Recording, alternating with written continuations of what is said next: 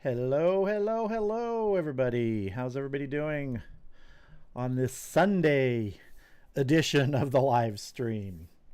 Everything sounding good? Just let me know in the chat if it sounds bad. I'm assuming it sounds okay. I'm assuming you can see me. Let's see who's here so far. Eric, how you doing? Brian Vstrom, good to see you. Tim Van Dyke, how you doing, Tim? And Doug, Captain Doug's here. Let's see. Raspberry Rock Russell, how are you doing? Danny Seeley, good to see ya. How's everybody doing here? Let me just adjust a few things so I can see what's going on here and not lose my chat. There we go. That looks better. So let's see. Who else is here? Who am I missing? Ray Guy. How you doing, Ray? Zoltan. Brandon, how are you doing? Getting ready to throw some armadillo eggs. There, yeah, you're the guy that had me sort of thinking about the armadillo eggs, so that's why I went ahead and did them. Ray Mack, how you doing, Ray Mack? Good to see you. Ray is a good person. Well, thank you very much, Ray. I appreciate that. And let's see, and give it a few minutes or a few more people to join. I don't know how many people are in here right now. I'm not actually looking, but got to take care of some business that I missed at the end of the last live stream. Right before it ended, someone gave a super chat, and that was Brandon Larson. So he did not get Bat Cow at that point. So we're going to do a Bat Cow at the beginning in honor of Brandon's super chat from last live stream. So let me bring out the Bat Cow.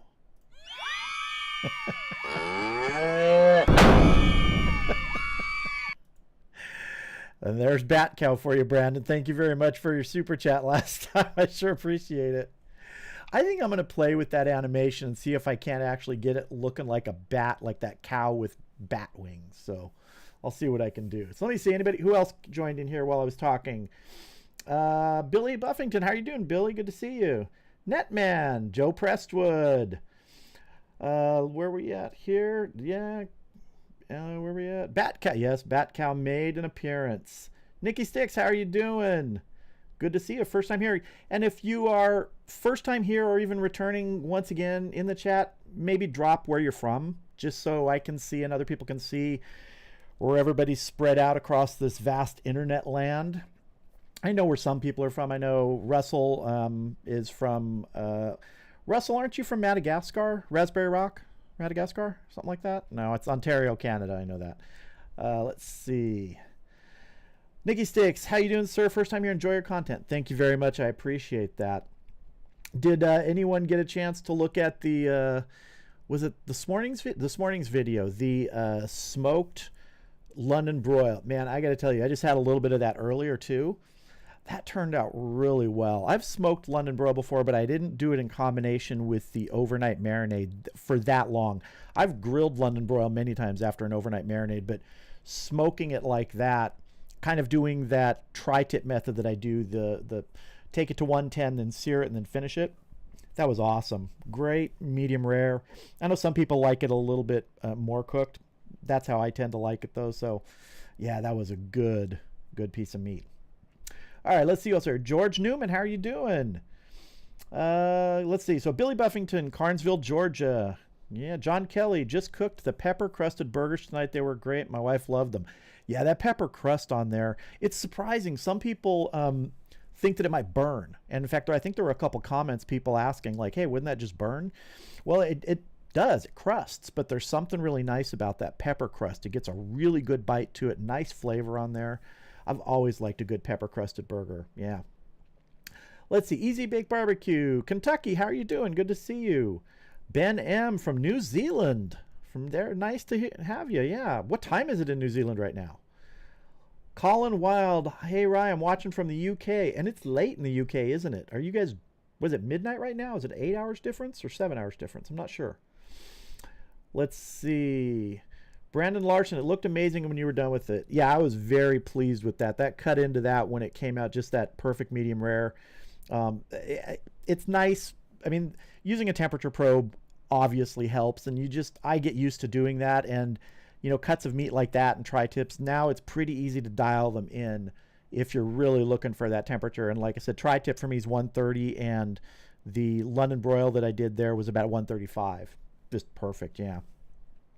Zoltan, I'm from Budapest, Hungary, but have spent 12 wonderful years in the USA. Well, nice. Very cool. Let's see. John Kelly, can't wait to try the London broil. Yeah, it was good. What can I say? It was, you know, and I like using that, you know, the top round cut, because generally it's not as expensive as a lot of other cuts. So, but it can be tough. But using those methods, man, you can get great results with it. David B., Central Louisiana, welcome. Joe Prestwood, first time from Dayton, Ohio. Nice, cool. Robin Tobin, Rye, I'm from Muskegon, Michigan. You're part of the Michigan Mafia. I have you been here before, Robin? Because there have been several people from Michigan. It's amazing, both Wisconsin and Michigan. There's a cluster of people that watch, and viewers of mine that are from there. It's neat. I have a lot of family in Minnesota. Both my parents grew up in, my mom grew up in North Dakota, moved to Minnesota. My dad grew up in Minnesota. So that whole area, a lot of family scattered around there. Brian V's from Vancouver here. The London broil looked beautiful. Looked for a tenderizer this afternoon. Yeah, that little tenderizer thing. I don't know if I have that listed in my Amazon store. I probably should put it in there. You can check their links in any of my videos. But if you just search for tenderizer on Amazon or something like that, you should be able to find it. I don't think it was that expensive. I think it was like, I don't know, I want to say like between $7 and $10. And it's just a simple little one. It's not a major meat tenderizer. I only use it for things like that. And honestly, in the London broil, for me, it was more about allowing a passageway for the flavors to get into the meat versus kind of tenderizing it with a lot of perforations. Let's see. Alan Kim, Madison, Wisconsin. Ben M. It's 11 a.m. Monday. Okay. Yeah, man, you know, the international dateline thing always messes me up going west from here. For some reason, I can't grasp my head around it. So you're morning there now. You're a day ahead morning. Okay. John Schlock, hey, Rye, Central Coast, California, home of Santa Maria Barbecue, though I like all barbecue. Yeah, you've got some good barbecue up there. We've spent a good amount of time in Central California and up through there, eating a lot of good places, wineries, vineyards, everything. Nice area. Ryan Holyoke, hey, Rye, I was just gifted some goose breasts. Any suggestions or recipes? I was thinking about smoking them. Yeah, treat them like duck. If you're going to smoke them, be mindful of the fat content. But look for a good duck recipe. If I remember correctly, goose is a little more lean. I haven't done goose ever, but I remember talking to someone who did goose and duck, and he said, I think goose was a little more lean. So check that out. But yeah, smoking them, definitely. I mean, smoked duck breast is awesome.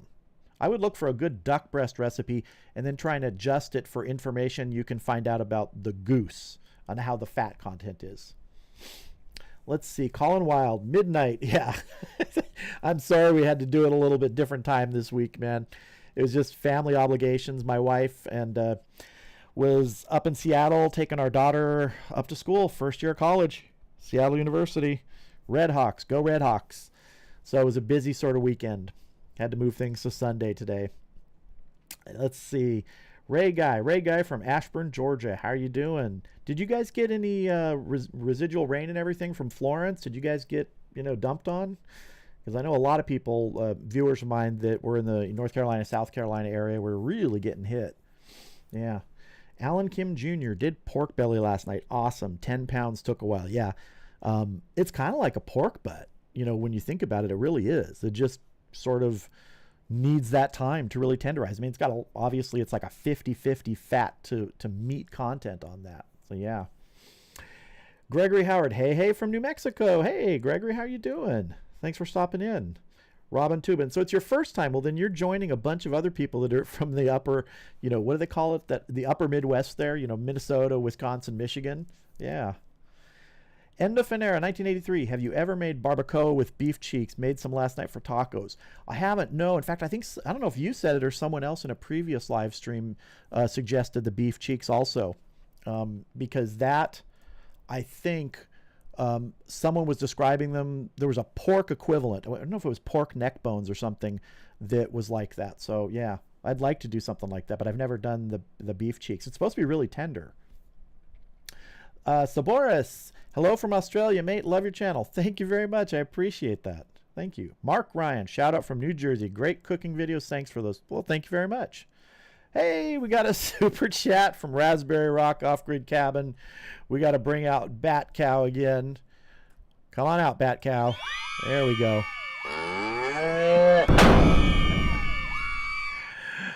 Thank you very much, Russell at Raspberry Rock. I appreciate that for making the meat fund swell. And Bat Cow likes coming out whenever there's a super chat. Thank you very much. I appreciate it. Maze Gillum, I love your channel. I enjoy watching your videos. I appreciate that. Thank you very much. I enjoy making them. I have a blast making them. You know, someone was saying something, and I don't remember if it was a comment or a message on Facebook that, man, you put out like too many videos. And I was thinking, okay, I try to do 4 videos a week plus a live stream, and that is a lot, but my other option is to slow down and not put out as many. And that doesn't help with channel growth. It doesn't allow me to put out the things that I enjoy doing. So I think for the time being, I'm just going to keep doing, try and do my 4 videos a week. I may mix up the days a bit. Right now I've been doing like either a Tuesday or Wednesday and then a Friday, Saturday, Sunday. I may switch that up to like a Tuesday, Thursday, Saturday, Sunday in the next few weeks or something like that to just try some spacing differently. But yeah, I love making the videos. Really fun. Where are we at? Ray Guy. No, you didn't get good. You didn't get dumped on from any of that. That's great. Zoltan. I made the grilled potato salad with a pork tenderloin. My whole family loved it. Only thing I changed was the hot sauce. I used Frank's Red Hot since I didn't have sriracha at the pit.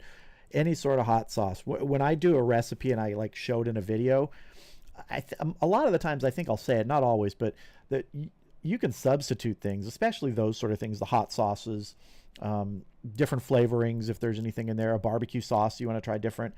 I like recipes that are customizable to someone's taste, that you can do something to them to make it for your family and things like that. Because I know in my family there is a wide variety of tastes, and there are a wide variety of dietary restrictions in my family too. My brother-in-law can't have very much salt or certain things. My daughter has celiac disease. She can't have gluten or any cross-contamination of gluten.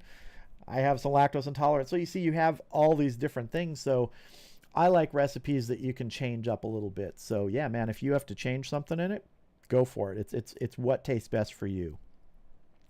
Let's see. John Knapp. How about beef claude? I actually saw a huge beef claude at a store near us called Smart and Final about a month ago, and I almost grabbed it. The thing had to be 20 pounds.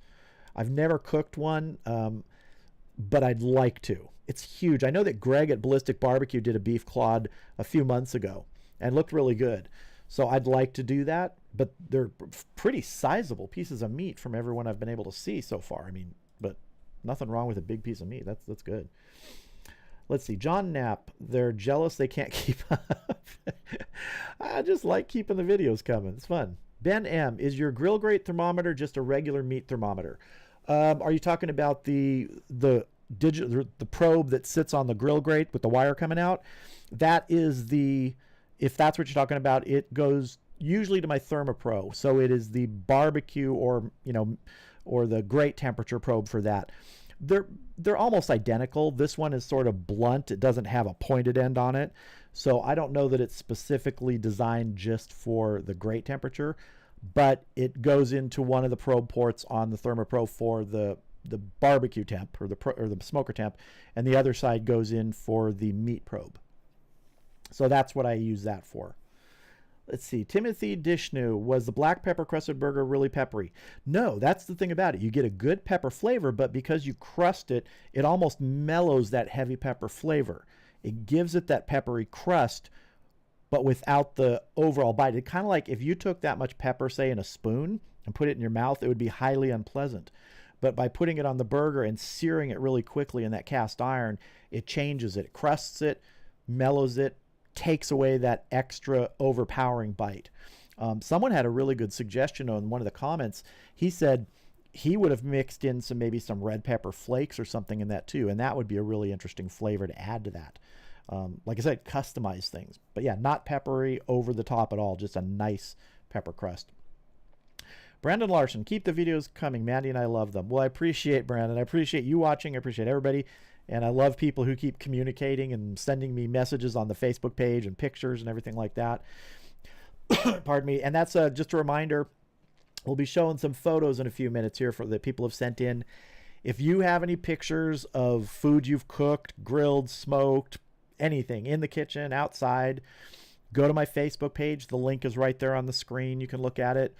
Send me a message, attach the photo, and just make sure you put in the message. You give me permission to show it in the live stream, and I'll try and feature it in one of these live streams. I love doing that. We got some good photos today from people, so we'll be getting to those in a few minutes. All right, where are we at? Tim Van Dyke, enjoy all the information each week. You help me step up my barbecuing game. Thank you very much, Tim. I started much the same way. I mean, I've been smoking for, I think it's about 11 years now. Grilling for a lot longer, but actually smoking things for about 11 years. And it wasn't until about, I don't know, I want to say 6 or 7 years ago that sort of looking at YouTube was something that became really viable to really learn more from other people. So I learned a lot from people, watching videos over the years. Troy at T-Roy Cooks, Greg at Ballistic Barbecue, Russ at Smoky Ribs, Barbecue and Southern Cuisine. I mean, James at Aim Claim Smokers. I can just keep naming people I've seen over the years who I've learned from too. So I like showing what I like to do too.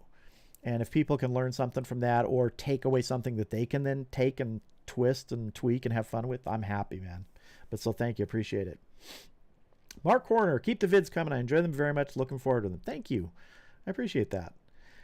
Let's see. Brandon Larson, Tim Van Dyke, you just said a mouthful.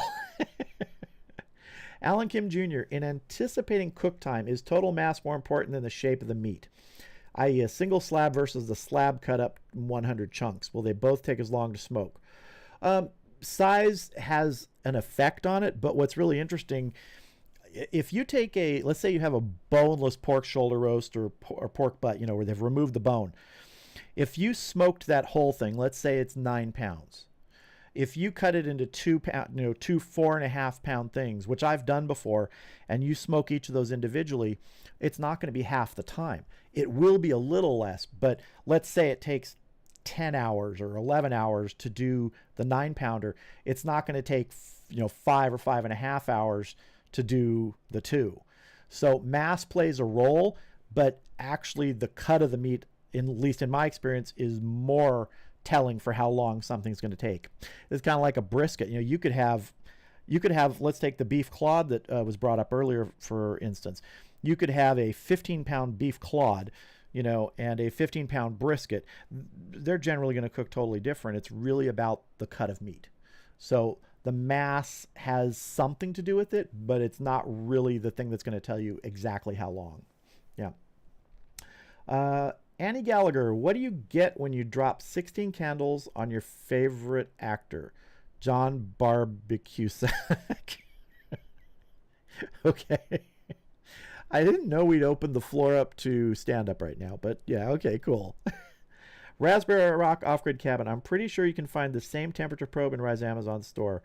Well, thank you very much for dropping that. Yeah, if you're looking for any of the things I use in my videos, I try and list everything in my Amazon store. Some things I've just had and I don't have the link for, although someone pointed out to me last week that I'd had a lot of questions about those tongs that I use. I showed them in a video of the when I modified the other set of tongs. People had asked me, where'd you get those tongs? Where'd you get those tongs? I had no idea where I'd gotten them because they were a gift. And then someone in a comment said, oh, those are these. So I put the link in my Amazon store because enough people were asking about them. So, but yeah, if you go there, you can find links to anything that I've used in my videos, even some rubs and things like that. And if you buy something there, I do get a small commission. Doesn't cost you anything. It does help support the channel, so it's always appreciated there. Earl Ivy, the London broil you fixed looked good. Loved the crust it had. Yeah, it was a really nice color on that. I was very happy with that. Part of that, I think, had to do with the overnight marinade with that rub. I've also found that when you use some of that red wine vinegar, it helps the flavor and the rub just set pretty quickly on that meat. not so much in penetration without, like I did the perforations to get more penetration, but it just helps it really set the flavor, especially on the surface. And I think by using the paprika in there, it helped with that color too. Yeah. Let's see, Ryan Holyoke, keep the videos coming. I've been watching for a year now, and your channel may not is my not so secret weapon. I can't believe it's been like a year and a half that I've been posting videos. I think I started in March of 2017. So yeah, it has been a year and a half. That's crazy. And I think I'm coming up on 200 videos. I think I'm at 190 or something like that. I haven't looked in the last few days. So yeah, it's kind of crazy. Let's see. John Knapp, what would be another piece of barbecue would like to your arsenal? Well, my next three let me see. Yeah, my next three planned are 26-inch Weber kettle. I want a little bit more real estate than just the normal 22-inch that I have. Nothing wrong with it. I just want a little bit more space. So the 26-inch Weber kettle. I plan to move up to a larger offset, not necessarily because there's anything wrong with the one I have, but capacity wise. I want to be able to do some larger things and more things. But I think that would be number 3, actually, because number 2, I've basically decided after seeing so many other people have such great videos on this stuff, I am going to look for a pellet, pellet smoker. So yeah, though that would be the Weber kettle, or the 26-inch Weber kettle, the pellet smoker, and then a larger offset. So that's my plans over the next year or so. Again, I have some, I want to not fill my backyard up too much. So I have to sort of rejigger things to fit stuff. I don't like to leave things in the garage, just shove things in there. About the only thing I put in the garage is my electric smoker, just to keep it out of the elements. So yeah, that's my plan right now. Let's see. Zoltan K, have you used Weber's whiskey wood chips? It added a really good smoky flavor to the meat and to the vegetables while not overpowering. No whiskey flavor, though. I haven't used their wood chips. I've used a couple pieces of barrel oak wood that had whiskey several years ago just to try. Someone gave them to me, and they were nice. I can't say that I noticed a lot of difference from just, say, regular oak. So, but I haven't tried the chips from Weber yet, no. Tim Van Dyke. I would think by cutting a larger cut, it would cook a little wicked due to more surface area open to the heat. A little wicked or quicker, or I'm not sure what you're trying to say there. Yeah, it does have an effect on the time. It's just not like a ratio of like cut it in half. Each piece is going to cook, in half the time, especially on things like pork and brisket. Let's see, where are we at here? Brandon Larson, the armadillo eggs are on the Weber kettle. Nice. You're doing some more today? Nice. Louis Calamatis, how you doing, Louis? What's going on, Rise? Sorry I missed last couple of weeks. Life's been crazy like this time. Yeah, we're doing Sunday because my life got crazy this weekend with my daughter moving to college, so we were kind of busy yesterday. So yeah, that's why we're doing a Sunday chat today. Raspberry Rock, Off-Grid Cabin. Rye, here's something I'm sure everyone wants to know. What are you going to do with that huge bottle of Jack Daniels? Yeah, okay, because I don't drink. So when I had to go out and get the Jack Daniels when I did that the steak Jack and Diane last week or week before. I've got a few recipes planned. One is going to be now you're going to don't think this is too weird. Okay, half of my family is Irish. My wife's family is all Irish, 100% Irish from Dublin. I'm half Irish on my mom's side, Swedish on my dad's side. So my wife's family is traditional Irish. They make Irish puddings every year. If you're not familiar with Irish puddings, there's many different ways to make them, but her family makes them in a certain way, which basically we end up calling them Irish cannonballs. They are just like cannonballs. So what I'm going to do with one of those, I have it in my refrigerator from my mother-in-law. I'm actually going to be smoking it and pan frying it on the grill, making a whiskey cream sauce to go on top of it. So that's one of the things I'm going to be doing with some of that Jack Daniels. So look for that. That's going to be something coming up in the next few weeks as we're moving into fall, because I actually like Irish pudding when it's fried. It's really good. Yeah. Brian Vstrom, when looking at charcoal kettle grills, do you think cast iron grate is better than plated steel? You were rotating the grate in one of your videos to stay on the cool grate while searing. Thanks. Was I rotating it to stay on the cool side? I don't really do the cold grate thing. Although I'll tell you in a second something else. But here's the thing: if you can get a heavy-duty cast grate, I think that's great. They're great. I mean, I don't have one for the kettle. I do plan to get one, but I don't have a problem with the plated ones. They're not as durable, but I just got one a few weeks ago. My wife grabbed it for me. It was on special at a store that was closing. And, you can't even tell that it was new now because I use the heck out of them. So, yeah, I think a cast grade is a great thing to have on there. It is. It takes a little more work just to maintain, especially with rust and things like that. But, that's part of life with these things. Let's see. Alan Kim, thank you for your wisdom. Well, it's my opinion and a little bit of experience. I don't know, wisdom, but thank you. I appreciate that. Yeah. John Knapp, Shirley Fab or Lone Star grills? Lone Star grills are great. I mean, I've seen a lot of people with the Lone Stars and they look really nice. Really nice.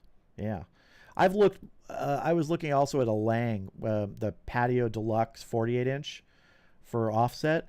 The only issue with that size cooker, and this is going to sound strange, is because the way the access is to my backyard, I couldn't get that through my gate because there's two cinder block walls where the gate opens, and the width of those is about 2 inches on each side too big. I would have to have it craned into my backyard from the street behind my house. That's a little bit of added expense. So yeah, I don't know. That some of the bigger ones are a little bit of a hassle for me. Let's see. Brandon Larson, you have over 1 million views currently. Yeah, I know. I saw that I passed 1 million views, I think last week or week before. So I'm still flabbergasted. I was flabbergasted when I got 100 subscribers. I remember that. And then I thought, oh, okay, I wonder when I'll get 1,000. And then I remember that. Yeah, so it's crazy. Brandon, I saw that too. Congrats. Right. Well, thank you very much. Yeah. Bud Light Daddy Juan, how are you doing? Hi, doing beer brats on the grill at the moment. Picks to follow. Send them. I got some of your picks in the slides that we're going to show in just a couple minutes here. Tim Van Dyke, quicker, sorry. Okay. I was thinking wicked, man. That's wicked. Yeah. Mark Horner, did the armadillo eggs yesterday. Thanks for the recipe. I've done a chicken thigh with jalapeno popper, but never ground meat. Oh, that's interesting. Oh, yes. Someone posted pictures of that before, I think. Wrapping the popper with the thigh meat. I've never done that. That would be good. That would be actually really good. Yeah. Sabore, it's Monday morning here. Yeah. Early. Doug Cox, he's going to let me come over and drink it. Doug, I'm going to have you over for a taste test sometime so you can be part of one of the videos. Yeah, take a swig of Jack with it. Texas Made 361, hello from Corpus Christi, Texas. How are you doing? Good to see you.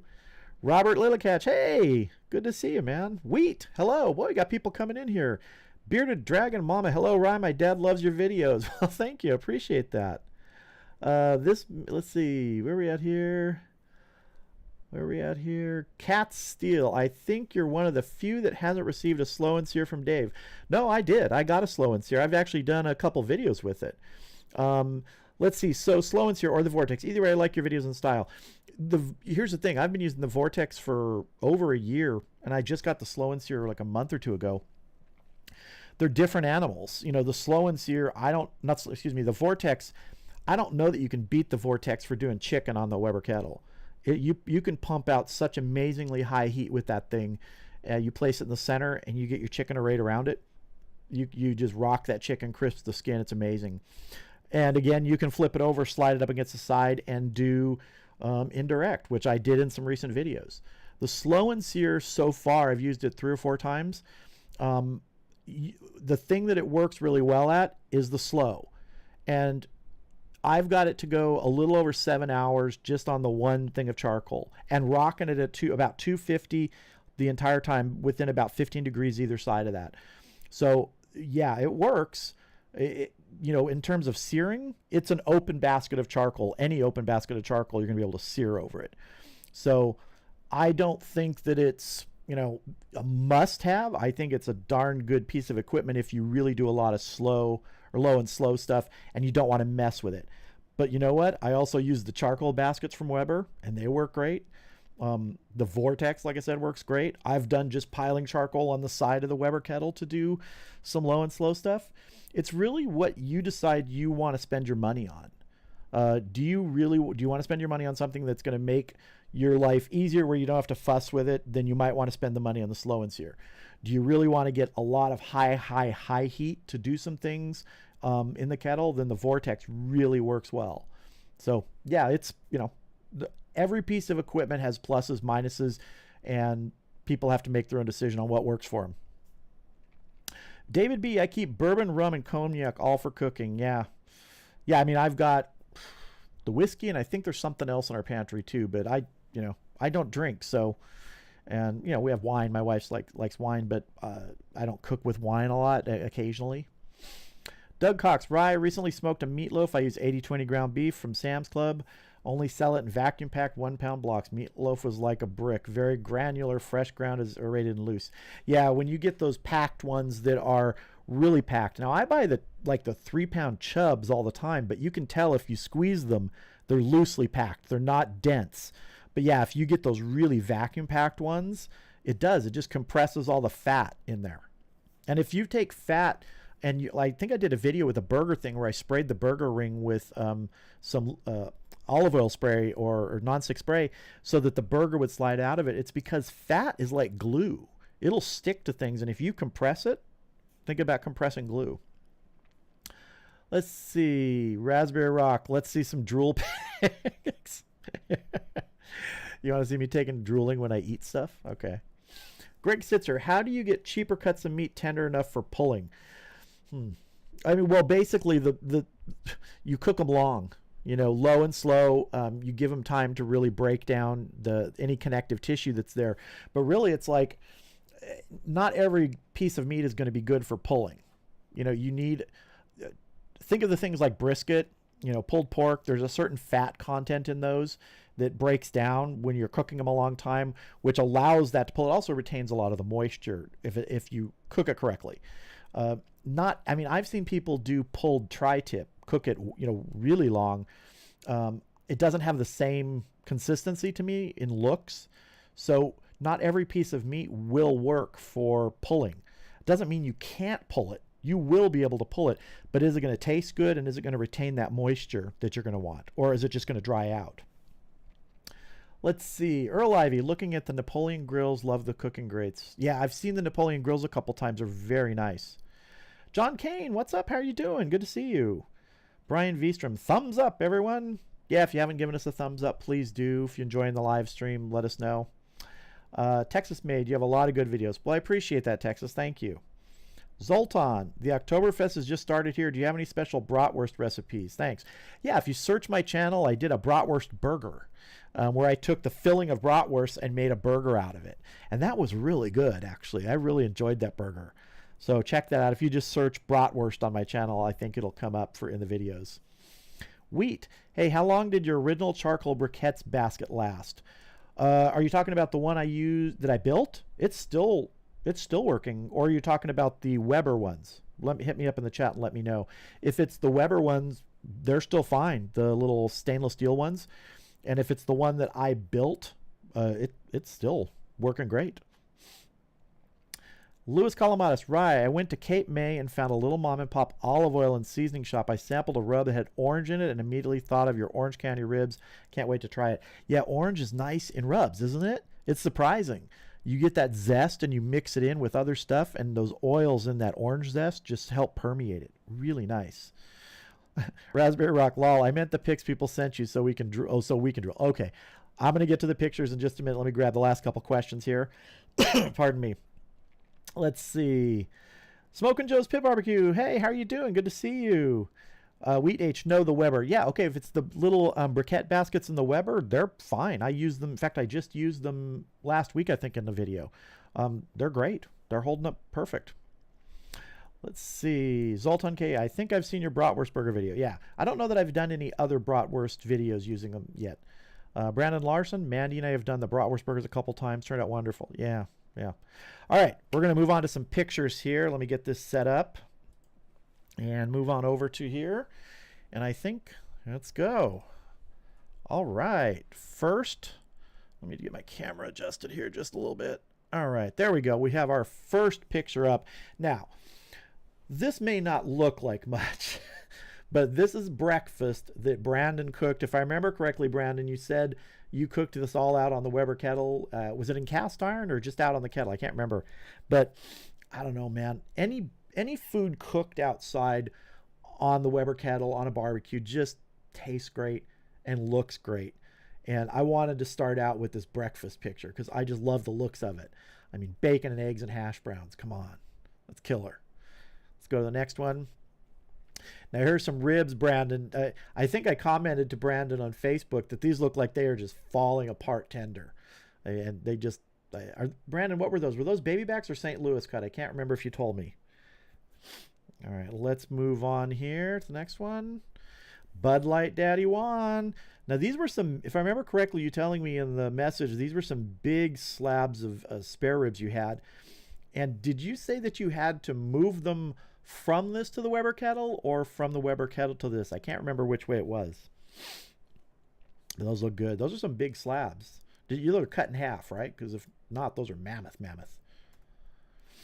Robert Barnes. Now, if I remember correctly, were these the flat iron steaks you were doing? Because I think in the next picture, it's got some of those flat iron steak that you'd cut, but this looks really good. Oh, yeah. Okay. Look at that.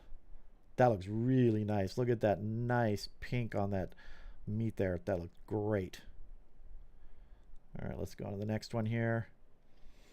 Oh, and this was your Robert Barnes, some homemade gyros. Now, did you use the flat iron for this, or was this from another cut of meat? I can't remember which one you sent there, but oh, that looks really good. Really good. Oh, that looks... Okay, Robert, are you in the chat here? I cannot remember which one this is. If you're in the chat, remind me what this picture is. It looks really good. Was that the pork shoulder? I cannot remember which one this was you sent. Drop it in the chat if you're in there. Let's see here. Oh, I'm guessing it was the pulled pork. So it was pork shoulder or pork, but yeah, looks good. Got some nice, if you look in the pan behind these, behind the pulled, look at that juice in there with the bones. That looks really good. And some smoked trout.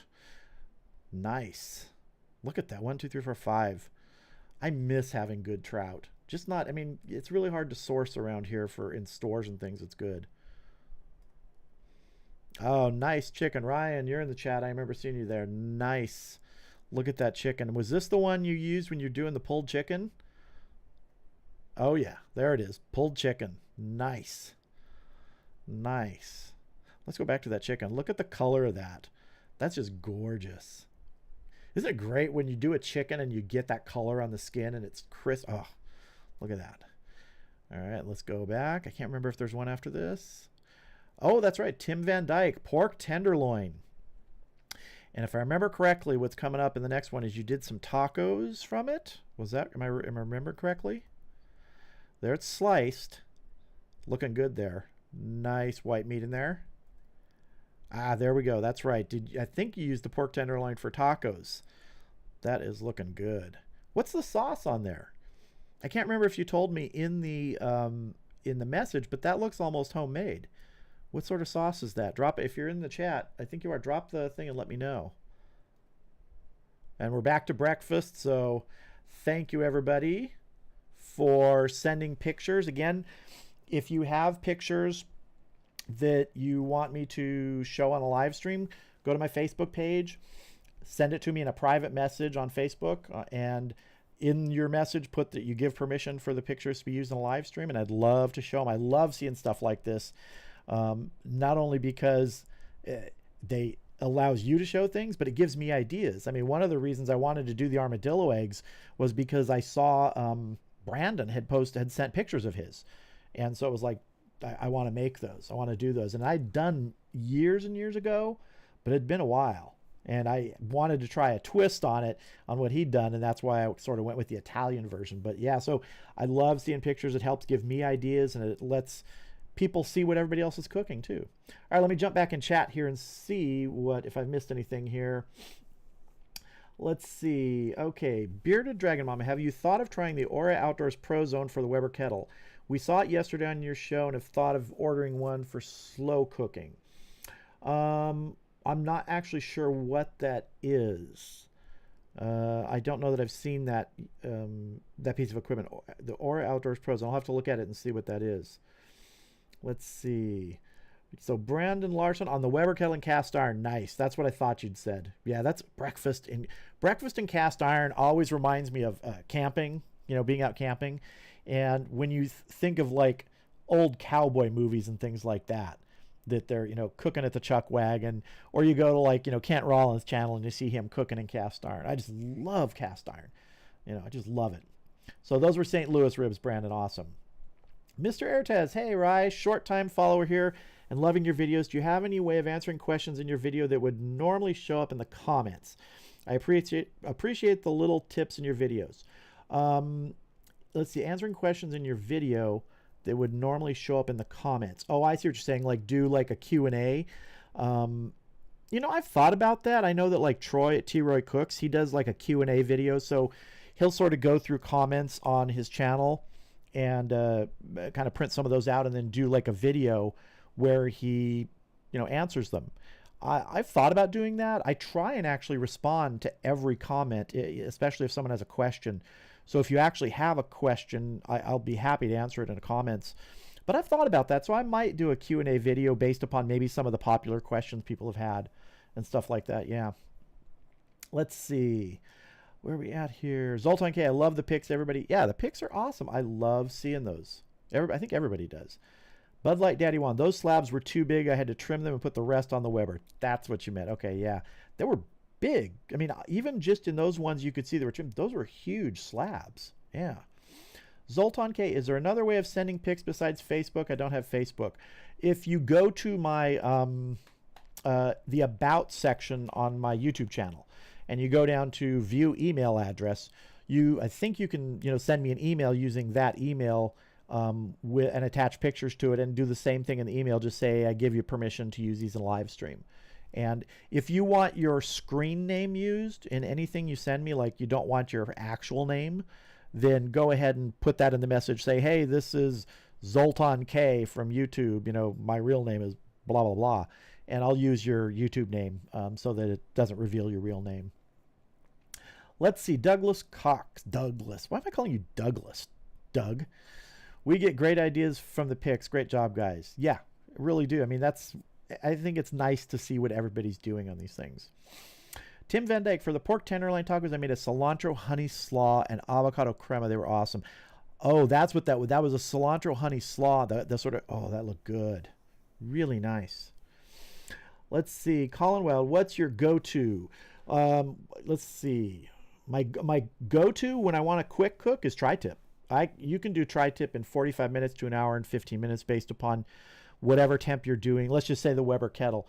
If I fire the Weber kettle up to 300 degrees, 350, I can have a tri-tip done in about 45 minutes to an hour. Indirect, because I'll do it to 110 degrees indirect. Then I'll sear it quickly, then put it back indirect until it goes to 135. And I can add any flavoring I want on it ahead of time. Tri-tip's my go-to. If you ask me the thing I cook the most and the thing that's my favorite to cook, it's tri-tip. Yeah. Let's see. Tim Van Dyke, I also injected the tenderloin with a spicy vinegar barbecue sauce. Nice. Those spicy vinegar barbecue sauces are nice. That's like what I used on that pulled chicken. Love vinegar-based barbecue sauces. Eduardo Sanguino, pork loin back ribs on the smoker, aka the grill right now. Do you know doneness by internal temperature or time? Currently at 220 on the grill and 30 minutes in. Pork loin back ribs, so you're talking like baby back ribs. It's tenderness. It's really not temperature. I mean, you can probe the meat for temperature, but generally after an hour or two, they're going to be done in terms of edible for safety. It's really about tenderness. You're going to see that by flex of the rib when you pick them up in the center. You're going to see it by a meat pull away from the bone, and then probing in between the bones of the meat. Does say a temperature probe you're using slide in and out easily? So really it's about tenderness. If you're doing it at 220 in the grill and you're 30 minutes in, generally you're going to have, several more hours to go at 220 to get a done and tender, rack of ribs. For me, baby backs generally take about 5 hours. I've had them take less than that. I've had them take about, 4 hours, running at about 250. So it's really tenderness. Colin Wild, yeah, recipe when a quick cook is just going to be, like I said, tri-tip. Ryan Holyoke, I used honey hickory seasoning rub and hickory chips. The Eastern North Carolina vinegar sauce has become our family's new favorite sauce. Yeah, I liked that Eastern North Carolina sauce that Scott at Real Show Barbecue sent me. And in fact, I ordered some more from him. It should be coming because I just had to have some more. It's awesome. Louis Colamadas, pigs are awesome. I love seeing everyone's. Yeah, it's great seeing those pictures. Saboris, pics are awesome. I'll send you some. Please do. I'd love to see what you're cooking. I'd love to show people what everybody's cooking. Horacio Ramirez, how you doing, Horacio? Rye, do you have rib videos on the Weber kettle? I've seen a lot in the Oklahoma Joe's, but not in the kettle. I absolutely do. If you just go to my playlists on my channel and pull up the rib ones, usually in the title of the video, I'll put like smoked on the Weber kettle or things like that. But I've done several videos smoking ribs on the Weber kettle. I think it's mostly baby backs I've done. I might have done some St. Louis on there too. But yeah, I do have Weber kettle rib videos, definitely. Mr. Airtest, to clarify, I meant you already do a great job of answering questions that one would have and end up posting in your comments. You're ahead of the game. Oh, thank you. I appreciate that. But I have thought of doing like a Q&A video to sum up some of the more popular questions, because I know some people don't go through the comments and look for other answers. So there might be something that you ask that's an answer, and I give the answer to you that no one would ever see. So I might do that in the future. I don't know that I could do a lot of them. I'd probably cover a lot of the same ground, but I'd like to do it sometime. Yeah. Mark Harner, thanks for all the work you do. Love the live stream Q&A. Thank you. I appreciate that. This is fun. This was a great time. Smokin' Joe's Pit Barbecue. Rye, do you usually sample what you cook on your videos and then have that for lunch or dinner? Usually when I'm making something, unless it's just like a single burger, if I'm making a single burger, then I'm going to eat the burger. If I'm making ribs, yeah, we're either going to, I'm making it and then putting it in the refrigerator and we'll have it later. Or I'm making it and we'll eat it later that day. Or a lot of times my mother-in-law will come by and we'll give her ribs because she likes the ribs that I do. I mean, the funny thing about making videos is sometimes in order to get this in with my schedule, I have to schedule them at different times. So I'll be doing burgers or ribs, or I like the London broil. Those were all done in the morning. I was eating, a full-on hamburger at like 9:30 in the morning for one of the videos recently. I can't remember if it was that Big Daddy burger I did, but one of them was in the morning. And conversely, I did that breakfast burger, and I think I even said it in the video. That was like at 7 at night when I was doing the breakfast burger. So it's just kind of like working the scheduled videos into the time that I have to make them. So yeah, it's interesting going, oh, these ribs are awesome, and it's 10 in the morning, But then, yeah, those are saved for later that day. Let's see. Wheat H, have you ever tried baked biscuits on a Weber? No, I haven't done the biscuits on the Weber. I've done like cornbread on the Weber. I've done cornbread in an electric smoker. I've done, bread pudding in cast iron. And actually, I'm going to be doing another bread pudding in the Dutch oven coming up for fall. It's going to be a pumpkin bread pudding. But no, in fact, I was looking, I know there's like a biscuit pan you can get. There's other ways to do them, but there's like a cast iron biscuit pan, which I saw, which I really like. So I might be getting that and doing some biscuits in there. But yeah, I'd like to do that. Ben M, milk-fed pork is my favorite. Need to try it. Milk-fed pork. Okay, I'll look at it. I've never heard of that. Tim Van Dyke, I've ordered the barbecue sauces from Scott that you use. Can't wait to try that on some pulled chicken breasts that I have in the freezer. Yeah. Man, that Eastern North Carolina sauce was awesome. I mean, just killer. And even the sweet Memphis that he made, and I got some. I think I ordered, what did I order from him? Like 2 of each because they're just so good. That sweet Memphis was really good. Let's see. Nathan Parker, how you doing? I'm new to smoking, refuse to use an electric smoker to start. The first rack of baby back ribs I did were fall off the bone tender. Well, I started on an electric and I moved on. So it's you can start with what you want. It's whatever you feel comfortable with. First rack of baby back ribs I did were fall off the bone tender. Here's the thing. Some people love that. They want it falling off the bone. And in fact, I think Russell, Raspberry Rock, he was talking about he wanted his ribs to be more fall off the bone. Personally, I'm not a guy who likes fall off the bone. I want there to be a little bite. I want when you bite it to pull away from the bone so the bone's clean, but to still have that, like it's a piece of meat feel. So really it's about taste, whatever you like. I'm a huge proponent of this.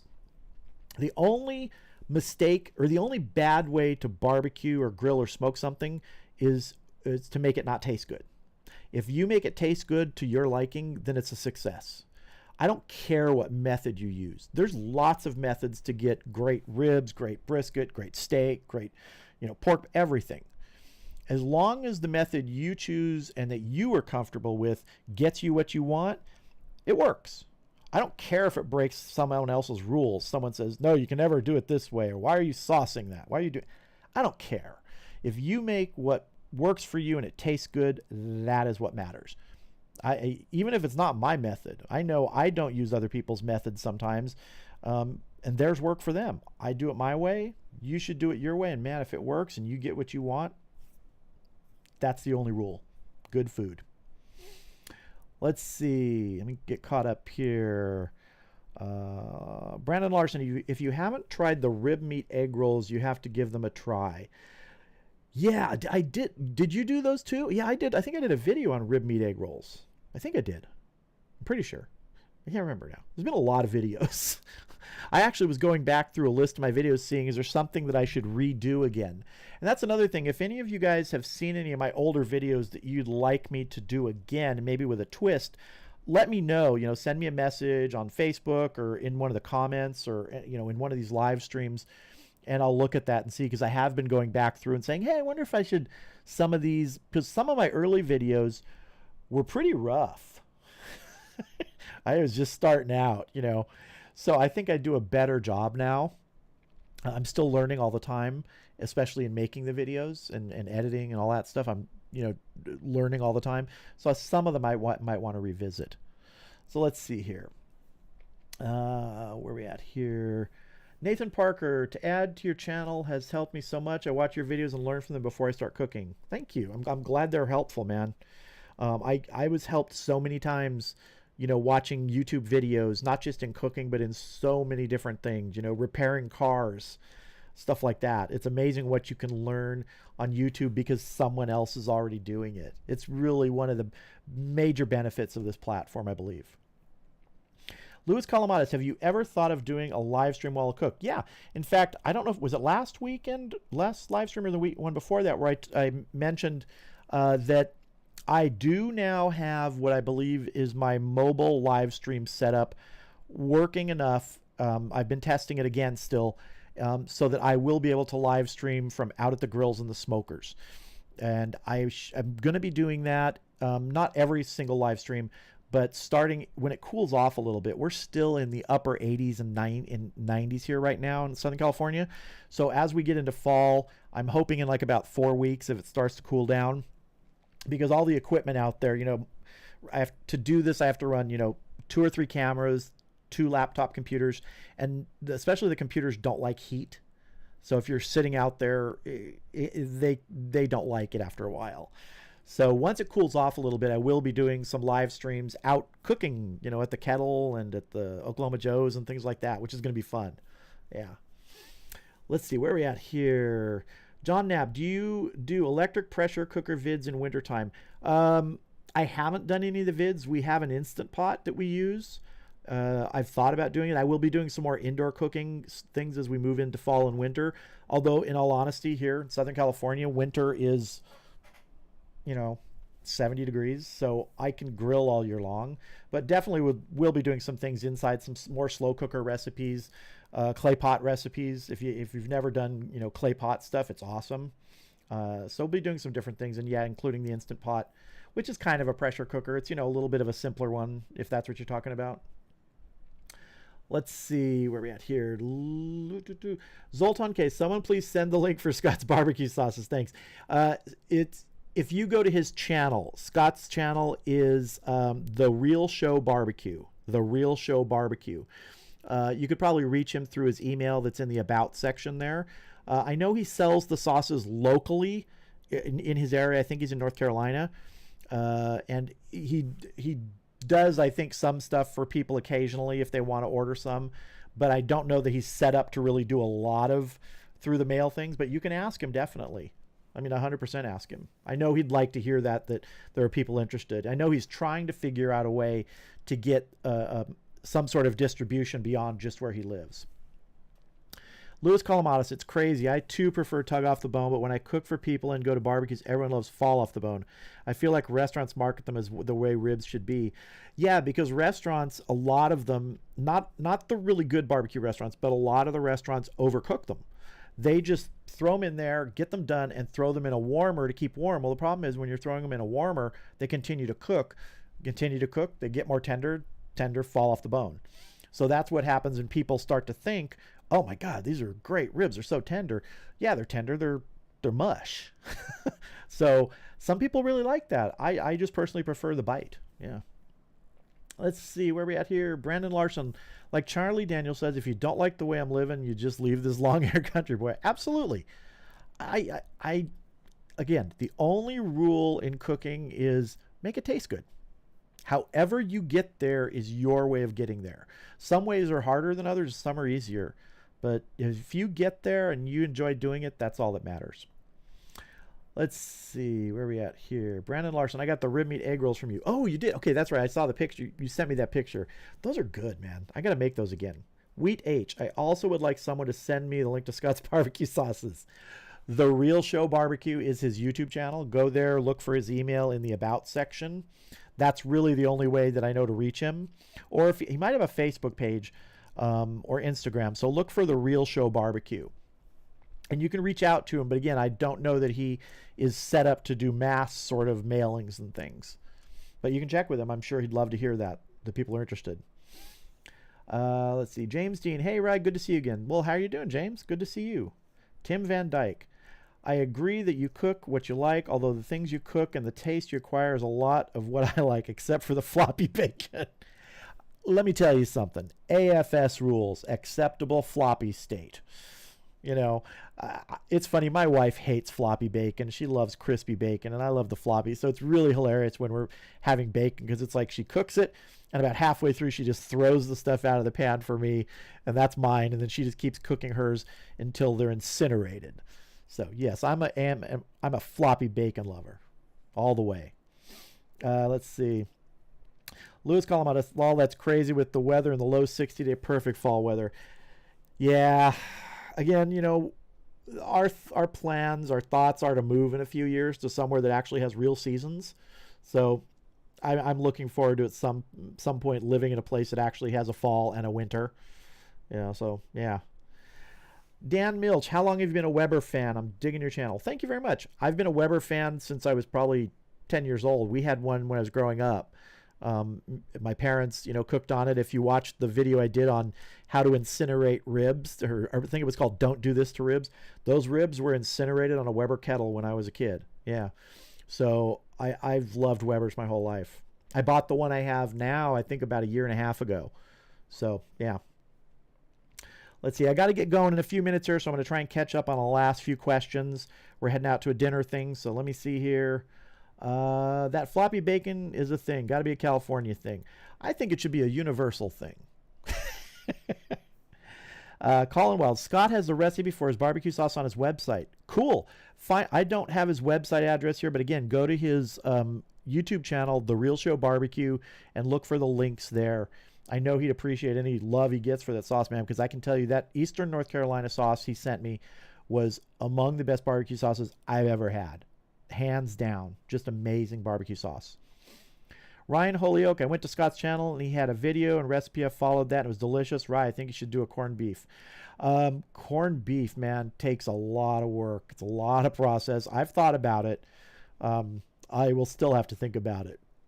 It's a lot of process and preparation in that. Yeah. Let's see. Mark Sadler, how about prime rib? I favor medium rare. I see people who do well done. Aren't they better off getting a sirloin?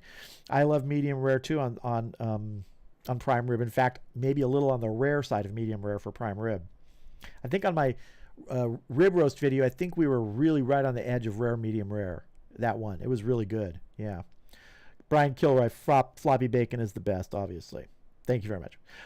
Let's see. Dylan Lehman. Hey, Rye, how are you? Good rib recipe cut up. We usually smoke them in a rack, less time and more flavor. Yeah, that cut up one was cool. It worked really well.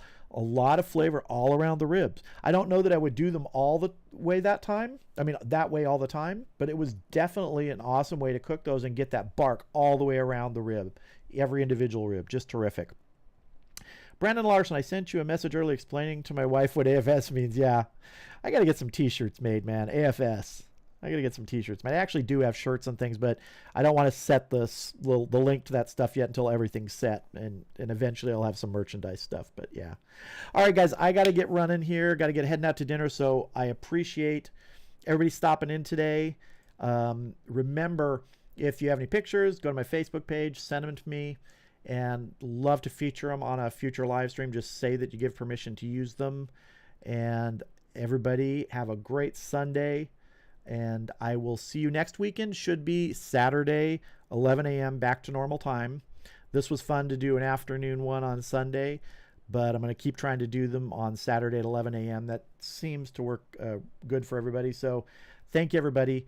Have a wonderful rest of your Sunday or Monday if you're in New Zealand. I'll see you guys later.